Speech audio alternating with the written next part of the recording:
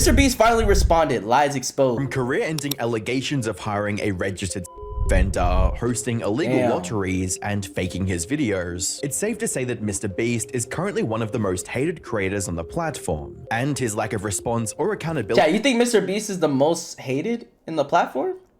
I don't know if that's true, but it could be because he is the biggest. So any hate is just like escalated to a different level than anybody else.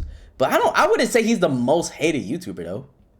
For months only made things worse. However, Mr. Beast has finally ended his silence and conducted a 2.5-hour interview with commentary YouTuber Umberville, where he shared his side of the story and revealed some extremely disturbing things. Hi, I'm the Internet Anarchist. I create weekly YouTube documentaries. Oh wait, this is the Internet Anarchist. Oh, this is him? What he looks like. Wow.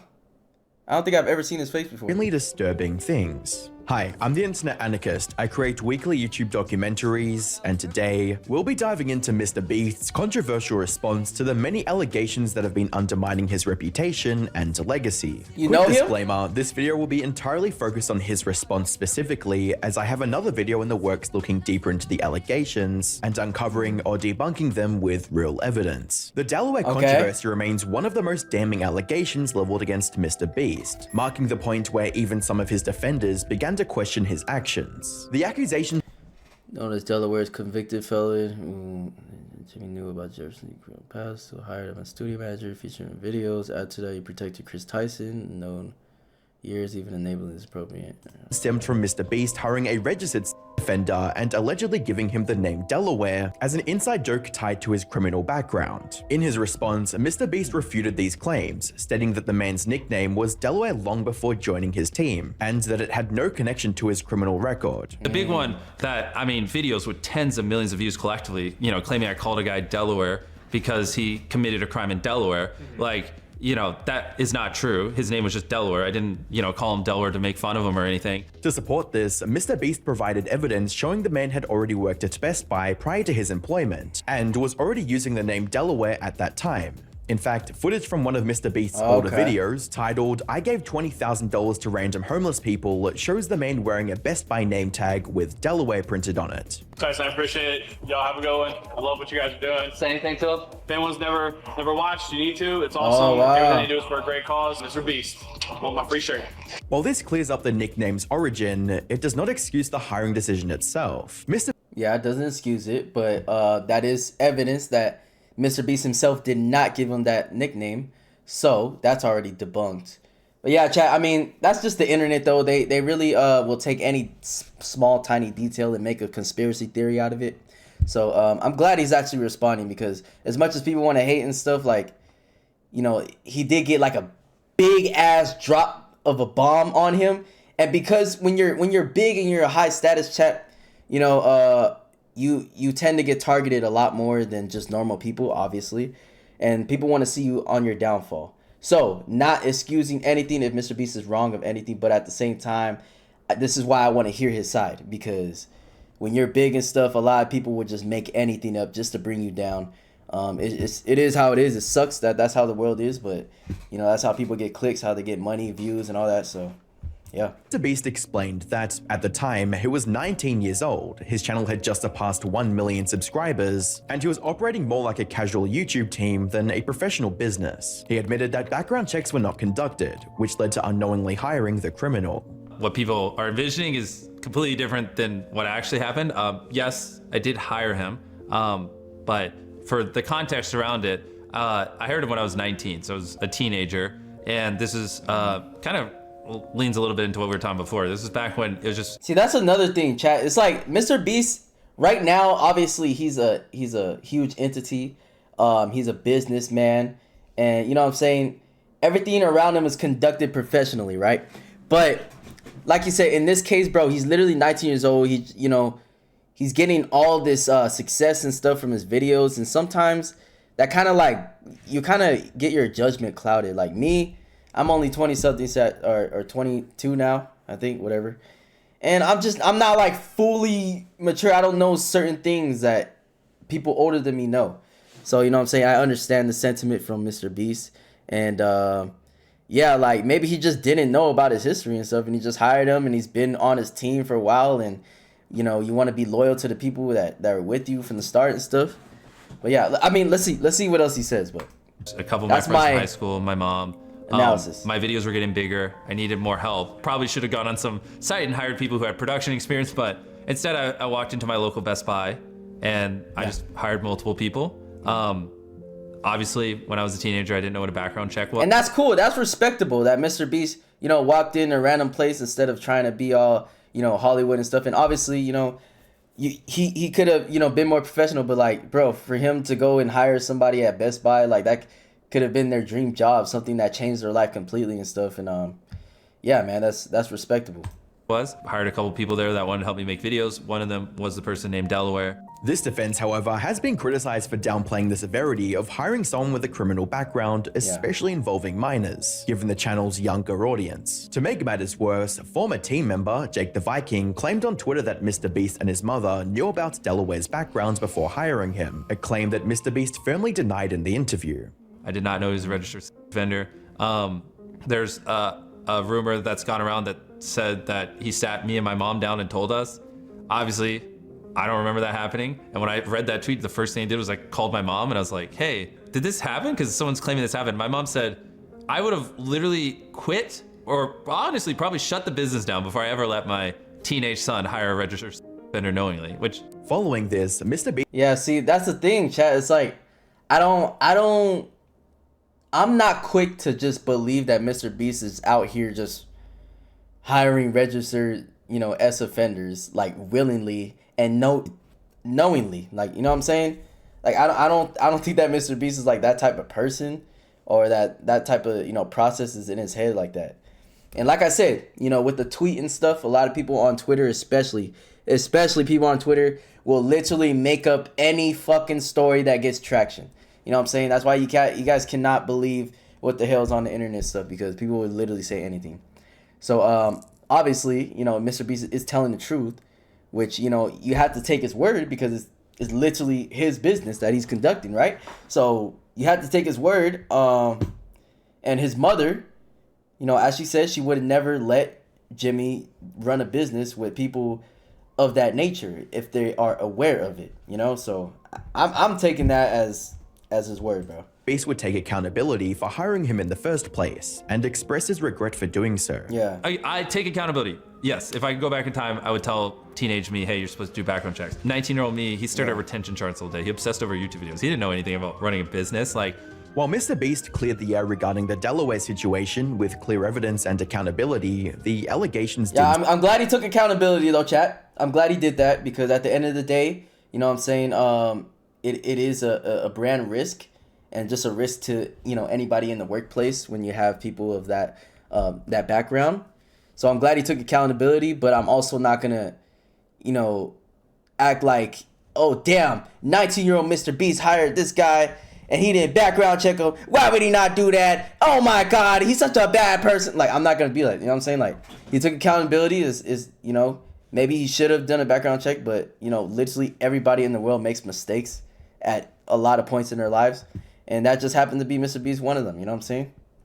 And stop there. Another accusation against Mr. Beast revolved around a poster displayed in his home, which viewers noticed was created by the controversial artist Shadman. The poster featured a cartoon girl holding a fidget spinner and a gun, and it was reportedly hung by Ava Chris Tyson, Mr. Beast's former employee and roommate.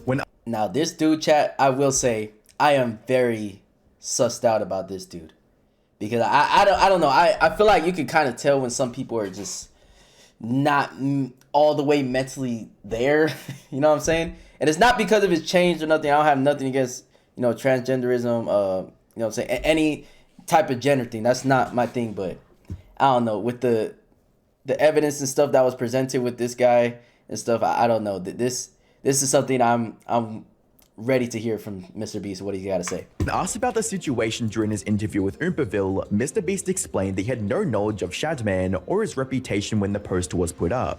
Back then, I used to have like a bunch of anime posters up on the wall. I just like set a foundation for context. We used to have a bunch of anime posters and things like that on our wall in the house. And one day, Ava put up this poster that was like an animated character Jimmy clarified that the poster wasn't purchased or commissioned by him, nor did he give it much thought at the time, because it blended in with other anime posters around the house, including ones from shows like Naruto and Code Geass. I wish I could give more details. I mean, this was so long ago. Obviously, I don't know the exact thoughts going through my head, but I just remember, I agree, it is a little bit of a weird poster, but I also think I had Naruto posters up, or I had Code Geass posters, random animes I used to watch, and I never reverse image search and Googled, oh, who made this Code Geass anime poster that's sitting on the wall or whatever. I don't, I don't, your first instincts when you just see a poster is not to just go, who made that, and deep dive them. So are they a pedophile?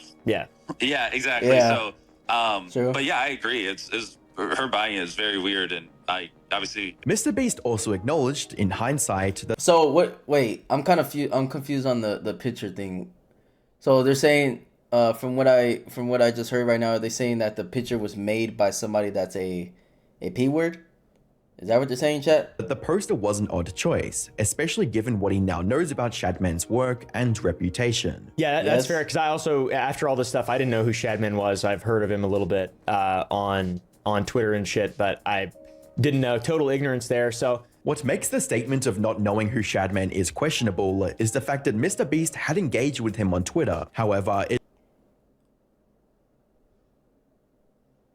it could be the case that he didn't know just how evil the artist was, or is just trying to play it off with ignorance. After addressing the Shadman poster controversy, Mr. Beast tackled another major allegation, this time from YouTuber CoffeeZilla, who raised concerns about potential shady crypto dealings tied to Mr. Beast. CoffeeZilla released a video titled Investigating Mr. Beast, exposing alleged insider trading linked to a crypto wallet reportedly associated with Mr. Beast. According to the claims, Mr. Beast's wallet showed activity that raised suspicions of unethical behavior such as insider trading. Mr. Beast, however, explained that I personally, I'm just gonna go out on the whim and say that I have no idea about, trading crypto, the whole thing.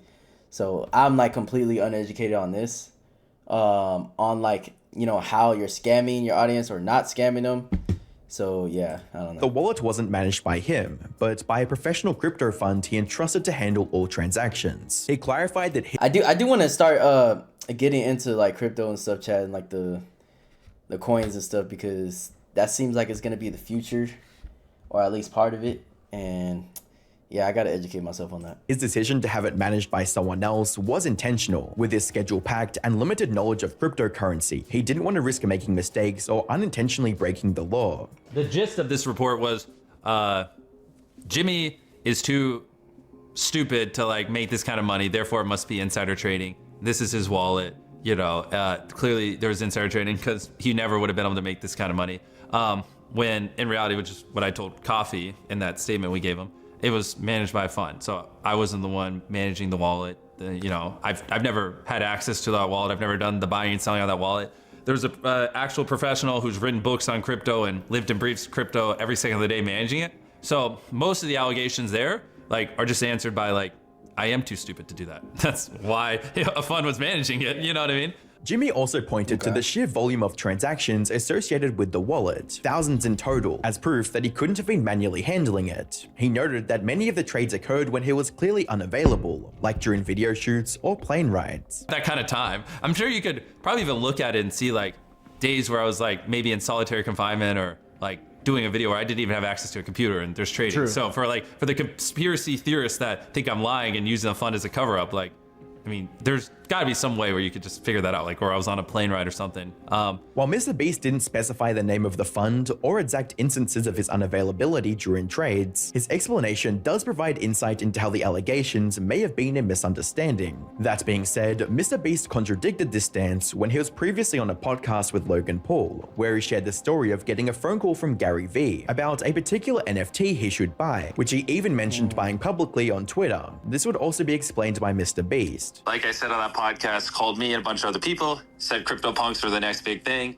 I thought it was pretty crazy, but the first thing I did right after that is just called the guy in charge of the fund who invested my money and it's other people's money as well, and just said, hey, Gary Vee seemed very passionate about these punks. You should look into it. If it makes sense, buy it.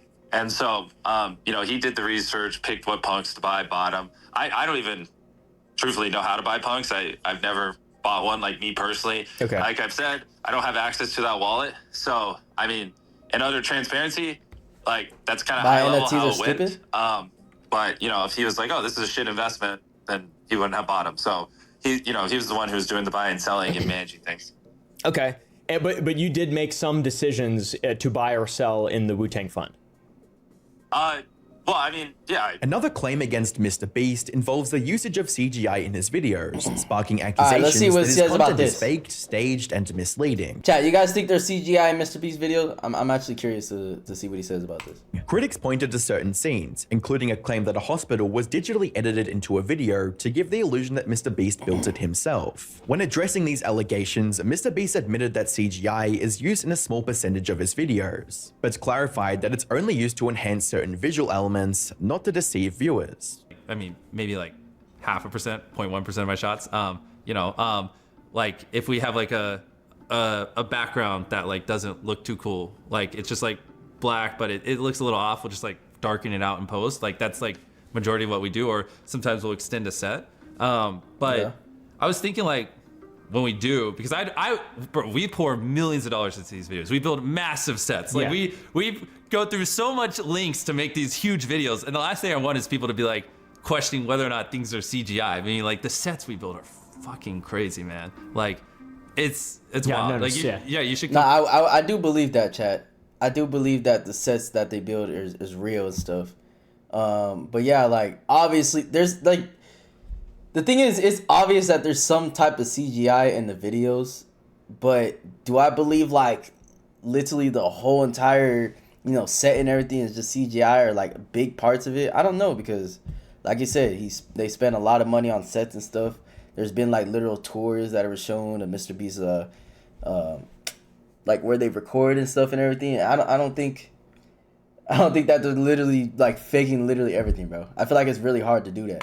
Come see the like behind the scenes of it. I mean, sometimes we spend 100 days just literally building one room for one shot of one video. That's insane. To further address transparency, Mr. Beast revealed that he's considering adding timestamps in video descriptions to indicate when CGI is used, or overlaying a special Beast logo on CGI enhanced elements. Potentially, I don't know, this is the first time I'm saying it publicly, like timestamping in the description when we do. That's interesting. Yeah, or like having some like gimmicky thing where like whatever we do, we like put like a little Beast logo on it, so it's like a thing that if people wanted to identify, they could. I mean, I'm down to figure something out. I mean, we just don't really use it that much. It's just like a thing. No, I think that he don't. I don't think that that's necessary, bro.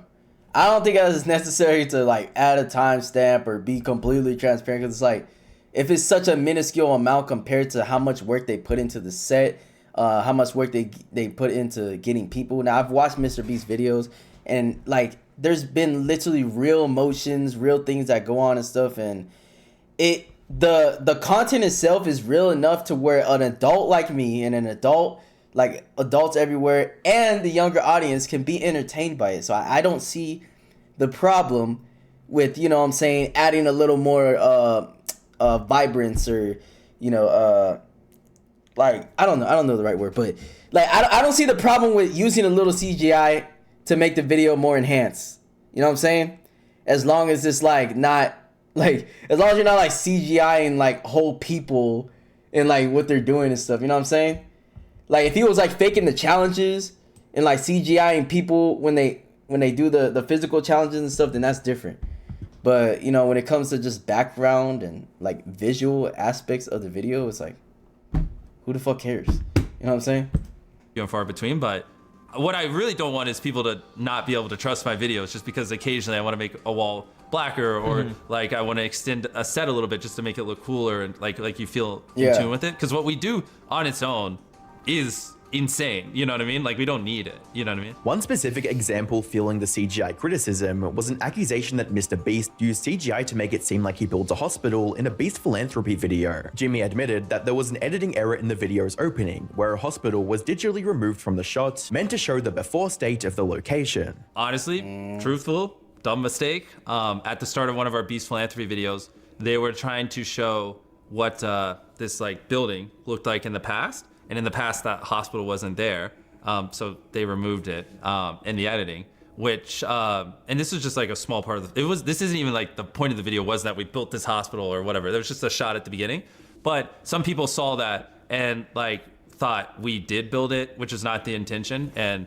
so it's just a dumb mistake. Like trust me, when I saw that, I talked to the editors. I was like, come on, like, you know, I have 100 editors, and obviously we have a bunch of different channels and things like that. So it's hard for me to like speak with all of them, but that's like insane. I can't imagine having 100 editors, yet even one, chat. Like I've honestly been thinking about getting an editor, and I probably am a little in the future, chat. But like, I don't know, bro. I'm so like picky, and I'm so, I don't know. I just want things my way and exactly how I want it. And especially with how YouTube is very sensitive with my content, I also have to make sure that, you know, certain things are edited out. And I feel like I'm the only one that knows. But yeah, like even then, bro, I just couldn't imagine having 100 editors. Like that would be crazy. Like bro, I would just yell at every single one, bro. Like if I had 100 editors and they made any type of mistakes, like bro, you're all fired, bro. Like what do I have 100 for if you're gonna make a mistake? it was just truthfully a silly mistake.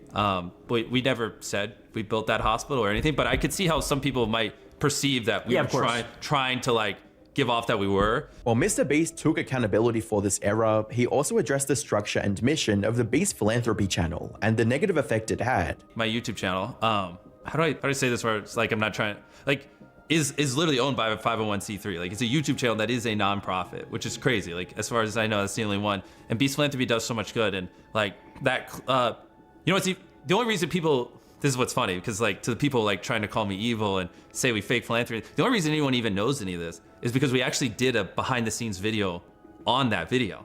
So like clearly I wasn't aware of this because we did BTS and we were the ones who revealed this information. You know what I mean? Oh yeah, that's another thing I want to say, chat. It is fucking hilarious to me how people will, you know, I'm not saying that Mr. Beast is free of judgment at all. But when it comes to the philanthropy things and like all the good shit that he does for people, and it's like, yeah, I understand, you know what I'm saying? You don't like record everything and everything doesn't have to be on camera. I understand all that. But bro, he's literally pouring thousands and millions of dollars into doing anything good when he doesn't have to at all. He doesn't owe anybody anything. You know what I'm saying? He doesn't have to do shit. And that's what people don't understand. Is like when you get a lot of money and stuff, like people don't understand. People that have a lot of money are not obligated to do good things. They don't have to do, because they're probably doing a lot of good things for their family, chat. You don't understand how much money they're probably pouring into to keep their family running and stuff. You know what I'm saying? And that could be a lot. That could maybe be a majority of their money. You never know. But, you know what I'm saying? Like, people like Mr. Beast, he has a whole channel dedicated to just doing philanthropy. And no matter what the fuck edits are on there, no matter what, he's literally doing it. And there's thousands of people that have testimony of Mr. Beast helping them, bro. And him paying out people and doing all these good things when he doesn't have to do it, bro. He doesn't have to do it. So why would you hate on someone? You hate someone so much that you even pick on the good things that they trying to do. How does that make sense, bro? He's literally doing good things that he doesn't have to do for anyone. And yet he's still receiving hate. That's how the world works, chat. That's how the world works. Especially social media nowadays, Twitter, all that. Like, people just want to find something to hate about someone. And it doesn't matter. Like, it doesn't matter. They go to the great lengths. They will say anything just to hate on someone. And that's the fucked up world that we live in, chat. You could literally do fucking 1,000 million good things. As soon as they find one thing they don't like about you, they want to tear you down to the ground, bro. And that's fucked up, bro. That's fucked up. And I don't like that. I don't like when people complain about his philanthropy channel. Because it's like, dude, he's literally doing good things and you're still making fun of him. Like, you're still hating. For what?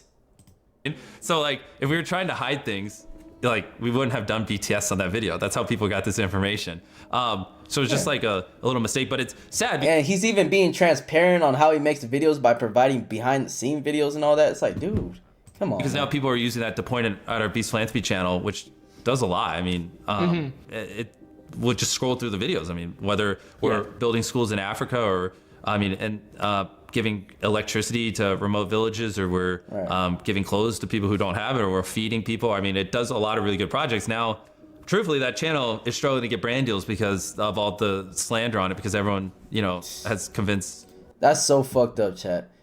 like his channel is already the philanthropy channel. He already says it's a non-profit already, and then on top of that, he can't even get any money on it because sponsors are pulling out because all these people are making videos trying to say that he's faking all the good shit that he's doing. That is fucked up, dude. Like, he can't even make a goddamn cent from all the good things he's doing, bro. Just because all these people want to get these views, because that's what get views, bro. Negativity gets views, chat. No matter if it's true or not. Because those people that want negativity, they're going to soak this in and be like, yeah, let's go hit on Mr. Beast, yeah. It's like, that shit sucks, bro. Advertisers that the videos are fake and that it doesn't actually do philanthropy. And it's like, it does. And just like one little editing mistake on one of dozens of videos. Like, I mean, Mr. Beast also responded to allegations made by former contestant and employee Jake Weddle, who described his experience in one of Mr. Beast's challenges as inhumane, even using the term war crimes. The accusation was stemmed from a challenge where Jake was tasked in staying in solitary confinement for as long as possible to win a cash prize. When addressing the allegations, Mr. Beast first detailed the setup and the rules of the challenge. we built a room in our studio. And then the challenge was every day you live in this room, you win $10,000. And then it was like kind of like a white padded room. Bro, this is another thing I can't stand from people, dude. It's like, first of all, this nigga is giving people, he said $10,000 per day. Most people don't even get $10,000 per month, per 2 months, per 3 months, per 4. Fucking, some people, that's their damn salary, bro.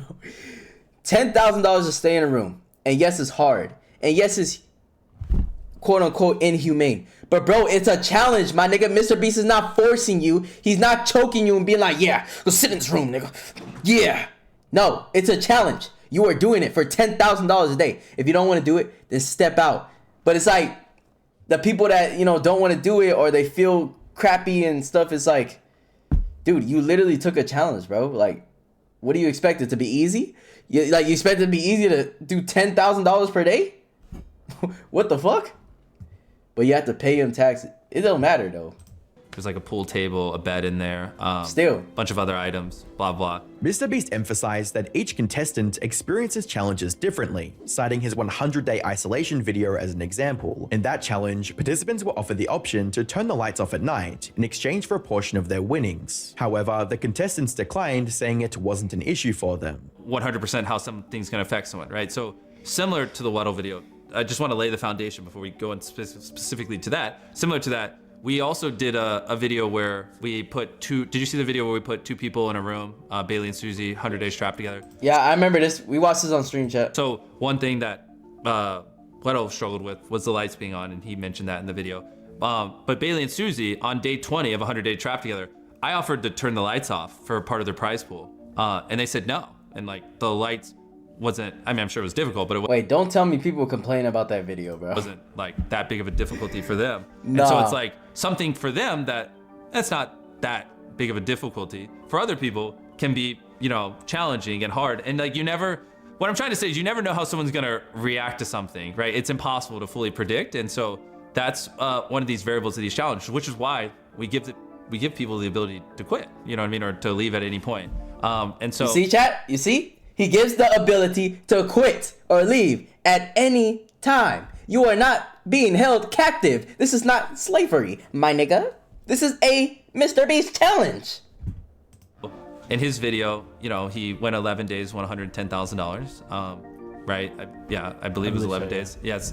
Jake Weddle, however, struggled with the room challenge after 11 days. Mr. Beast explained that his team turned off the lights for Jake and even brought in a psychiatrist to ensure his well-being. Ultimately, the challenge was cut short, and Jake walked away with $110,000. And then he decided to quit on that day, and he mentions this in his video, like around day 11 or 12. I don't know what the day is off the top of my head, but he was struggling, and so we did turn off the lights. We sent a psychiatrist in there to check in on him, and we were like, yeah, he's not doing too well, and we ended the challenge, and we paid him.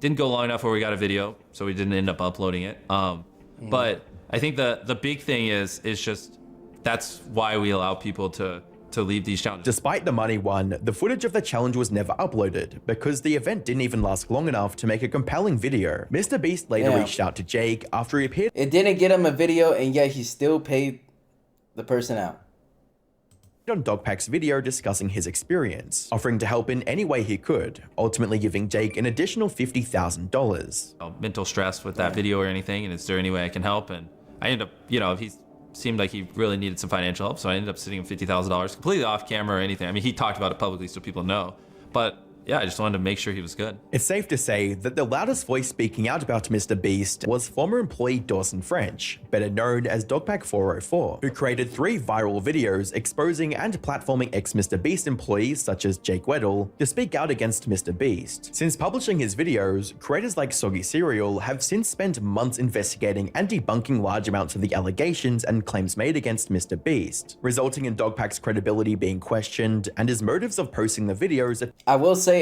I think I watched like 1 or 2 of the Dogpack guys' videos, and it's just sometimes, chat, you could just tell that certain people, they have like an ulterior motive, if I'm even saying that right. Like they have a motive that's different than just somebody just trying to, you know, expose something in the right way. I felt like he had like some personal beef, which makes it to the point where it's like, can you really believe everything he's saying? You know what I'm saying?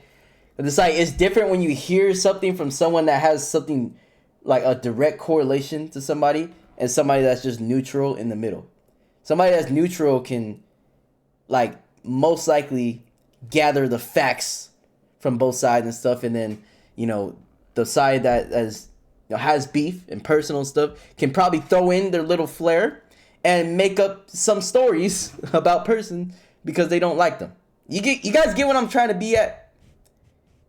You guys get what I'm trying to say? Like, it seemed like Dogpack really had a beef with Mr. Beast and he wanted to just destroy him in any way possible.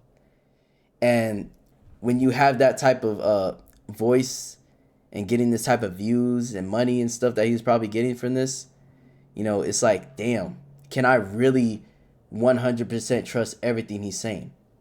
You know what I'm saying? So, but let's see the response. Appearing as revenge. This was even more the case after there was a leaked audio from when he was fired, where it appeared Dogpack was desperate to keep his job and genuinely wanted to work at Mr. Beast despite what his videos portray. He also made life-ruining allegations against Lokoya Hill, who was the person that made the decision to fire Dogpack. Here's an audio clip from the leaked firing interview at Beast. I'm Lokoya, I'm our COO. Part of my job is you're pushing back on everything that we're saying. Well, because you're trying to fire me, and I want to work at this company. I'm the CEO of this company. If I'm talking, don't interrupt me. And I am telling you this is what's happening, and you're telling me that I'm wrong. I am not wrong. I've made the decision. Here, we will take care of. I appreciate that. Can I please have a second chance?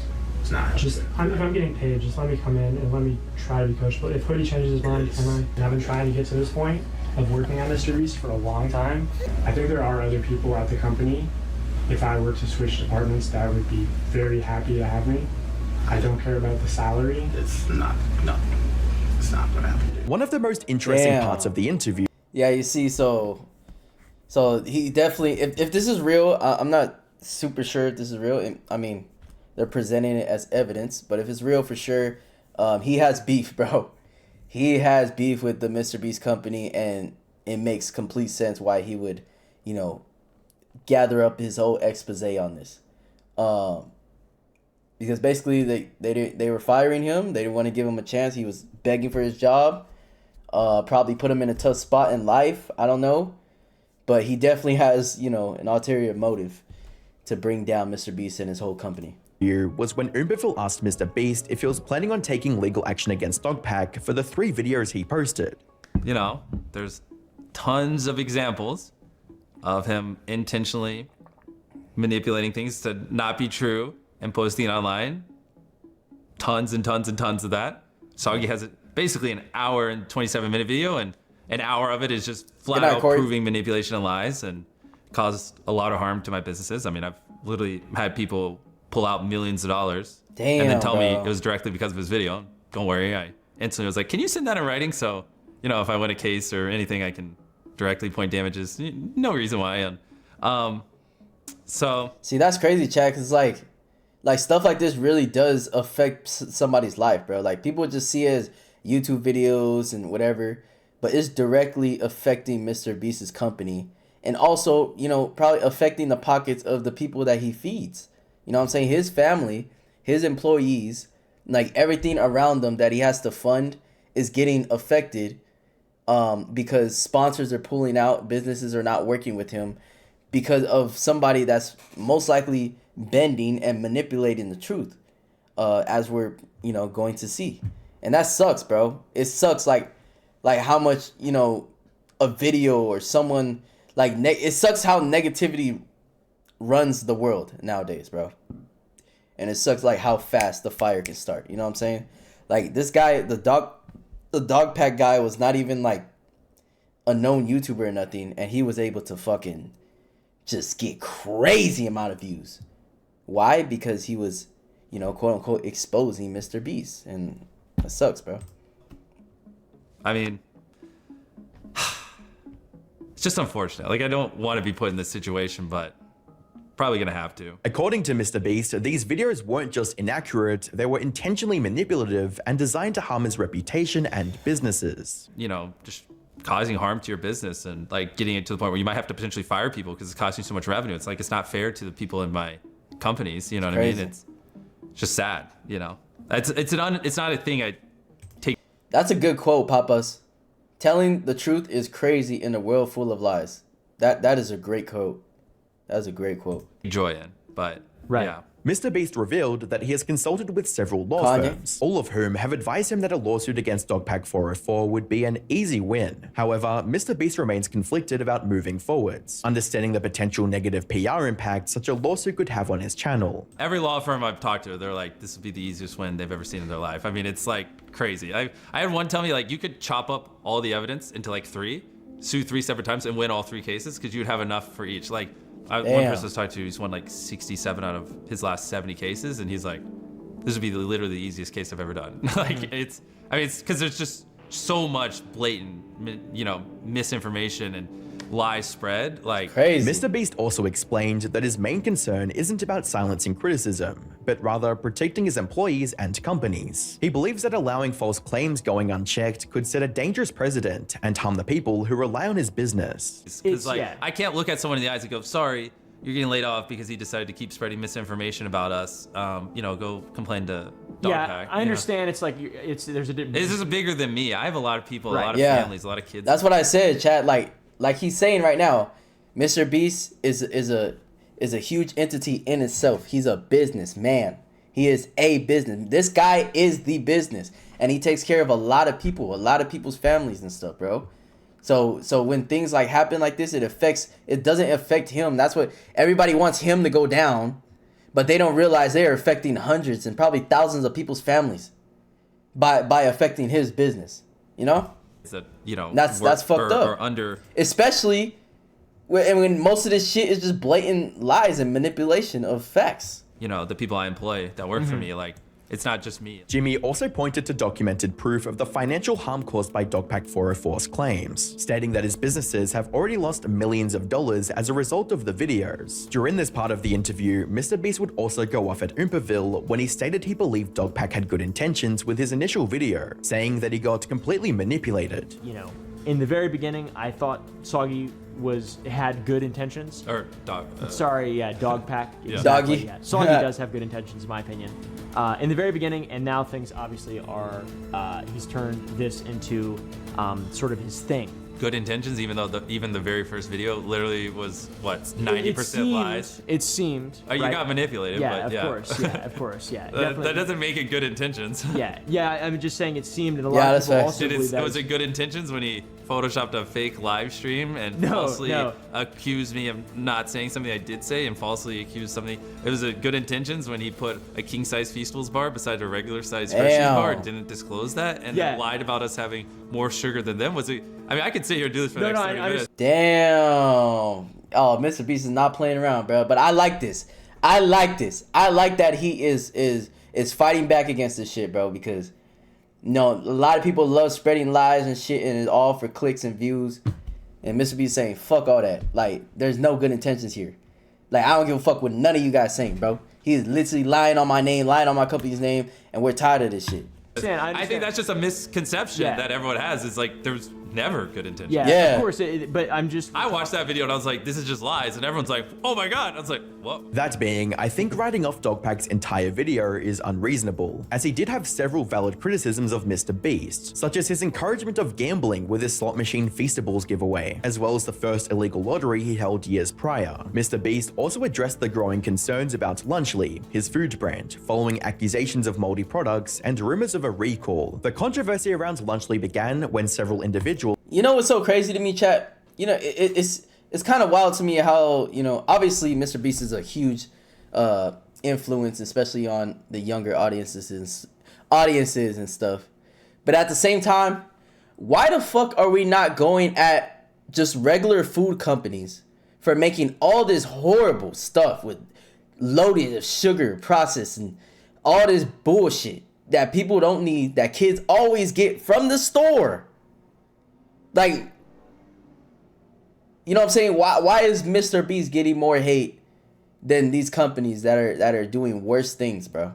They are getting away with so much shit in the grocery stores. You know what I'm saying? All that snack aisle, all the processed food that is so horrible for you. You know what I'm saying? Like, those brands, they don't get no hate. Why? Because it's not Mr. Beast on the brand.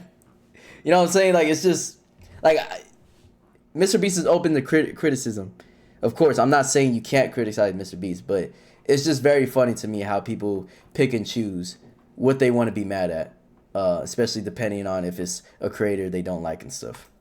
Including YouTuber Rosanna Pansino, posted about receiving moldy Lunchly products. This sparked widespread claims that the product line had been recalled due to quality issues. Mr. Beast directly addressed these accusations, confirming that there was no recall of Lunchly products. He explained that every product containing meat or cheese undergoes inspection by the USDA before it leaves the factory. Well, there was no recall. I mean, that's been said, which, again, it's like, it's so annoying. It's the disinformation, man, because that makes it seem like there's an actual serious problem. Oh, we're recalling Lunchlys, and there's a sign that, you know, I think Logan even did a video, if you want to throw up, where he like went to the store and that just wasn't real. That like someone put on like a door that said Lunchly has been recalled when the shelves are empty by the FDA, which is that's crazy. Yeah, on the mold thing, here's the thing.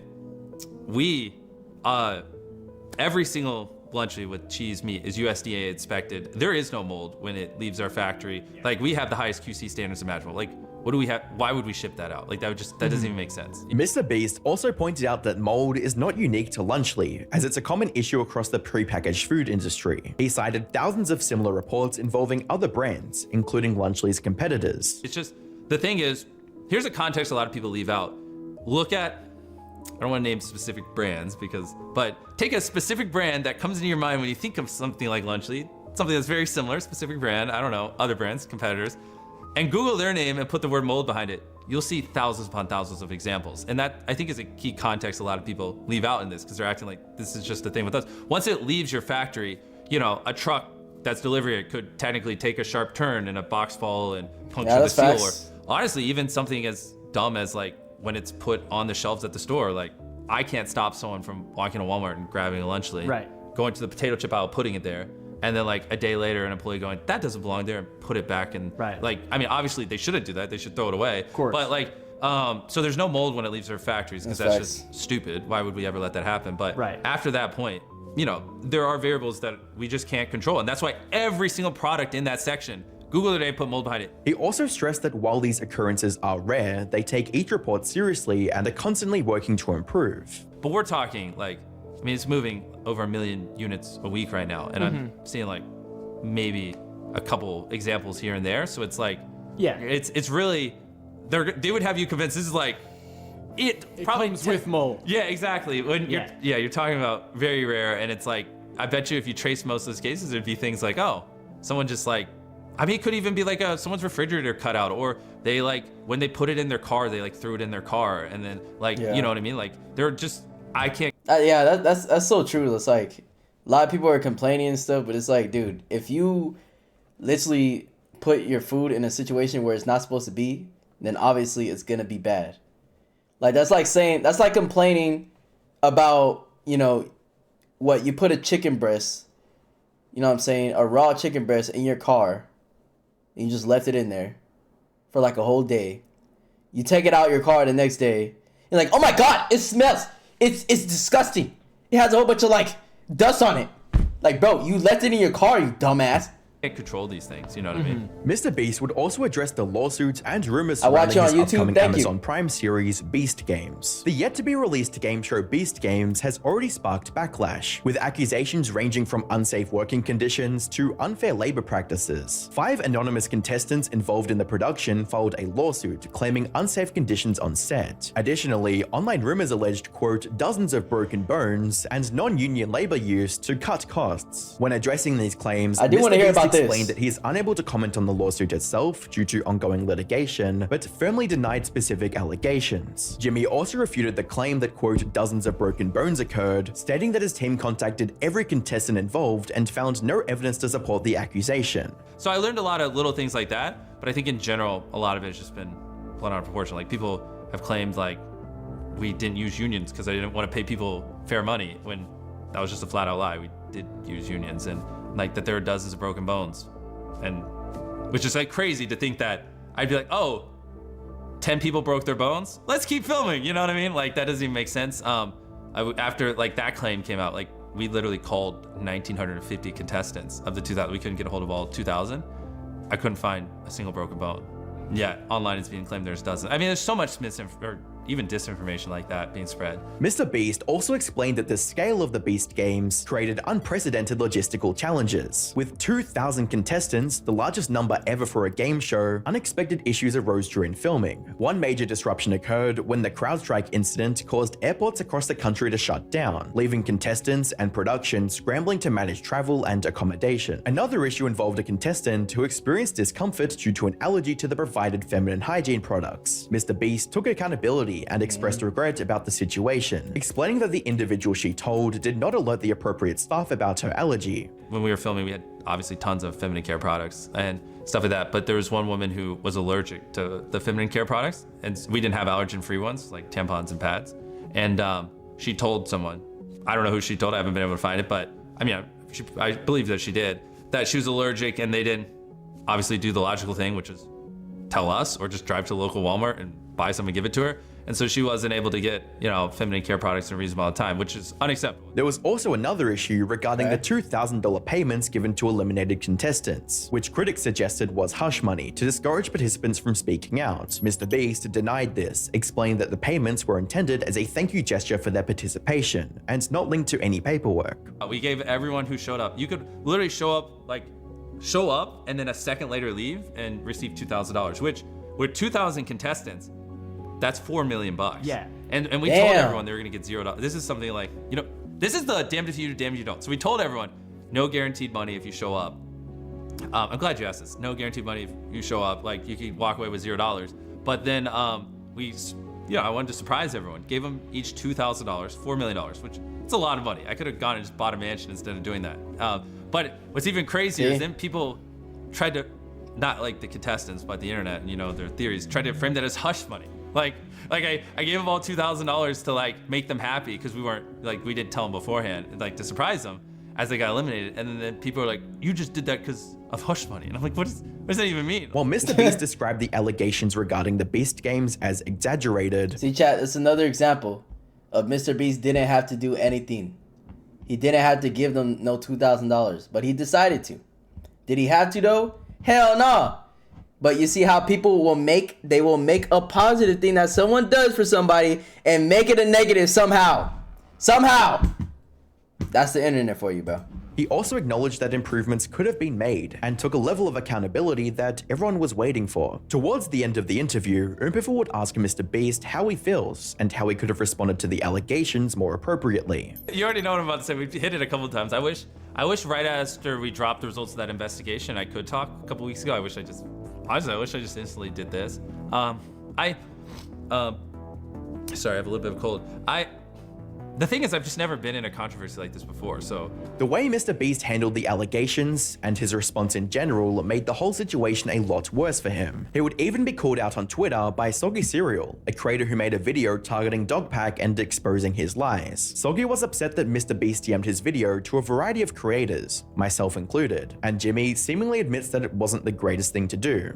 How do you interpret his responses on Twitter if you've seen them? Have you seen them? Yeah, I've seen them. Okay. I mean, I interpret as him just trying to be honest with his audience and just expressing how he feels. And I think, you know, obviously he probably, in his head, if he was even being more honest, he'd probably be like, Jimmy, why don't you just say these things? Why am I saying it? You know, and I think, obviously, now that I'm here and doing this, that will alleviate it. But I can see how it feels. Like, obviously, I saw that video and it, you know, disproved. I mean, there are some things in there I don't agree with, and he does go pretty hard on me, so which people seem to forget. But there are a lot of things in there that he disproved, and yeah, I mean, I got excited and shot it over to a bunch of creators who covered the false information, and it was just like, look, you know, I could see how, you know, that looks. Yeah, the one thing I will say though is that I wish Mr. Beast did this like type of interview or something just way earlier, bro.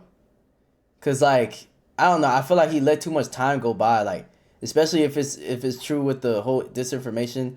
That's one criticism I have of Mr. Beast. I wish he would have just came out the gates with all the facts, bro. Cause at the end of the day, you know what I'm saying, the internet's the internet, and the longer you let things like have a narrative, then like people are just gonna decide to believe it no matter what. And it doesn't really matter what the fuck these haters think, cause fuck them all anyways.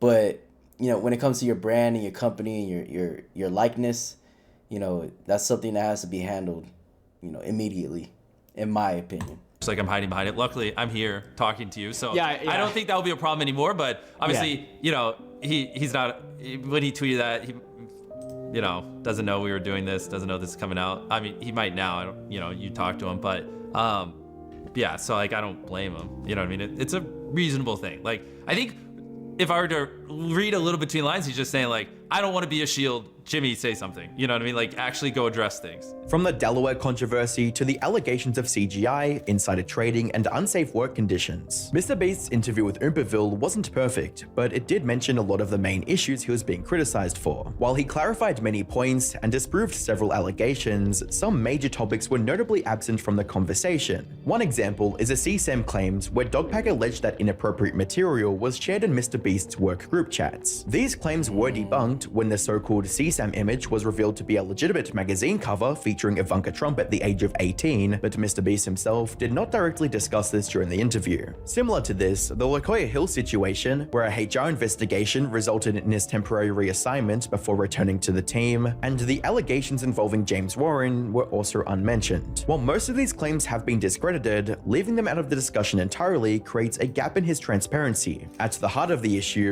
I mean, he was like, they were talking for about an hour, 2 hours. So it's kind of like, what did you want Mr. Beast to do? To just like write every single goddamn point possible and try to address everything? Like, I feel like he was just having a conversation with him and they got to what the hell they got to. And it's like, I don't know. I feel like he addressed all the points he needed to be honest. All these little side points that he's referencing right now is just kind of like, dude, like, things happen in businesses all the time. People change throughout time.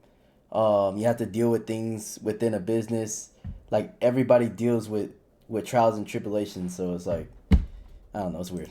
Is Mr. Beast's approach to accountability. While he has taken steps to address some controversies, he often responds in a way that feels calculated and corporate, distancing himself from the genuine connection his audience once felt. Cease and desist letters, third-party investigations, and vague public statements come off as damage control rather than true accountability. Mr. Beast has built an empire, but with great power comes great responsibility. It's clear that he has failed to live up to the standards his audience and the platform expects, and his unwillingness to directly confront certain criticisms or take meaningful responsibility leaves a shadow over his reputation. At the end of the day, Mr. Beast isn't just a YouTuber anymore. He's a brand, a business, and a public figure. And while it's easy to dismiss criticism as jealousy or sensationalism, there are real legitimate concerns that he needs to address. Until then, his reputation will be damaged forever. Make sure you subscribe because I'm releasing another video on. Yep. Well, that was a good video. What do you guys think? Leave your thoughts in the comments and stuff.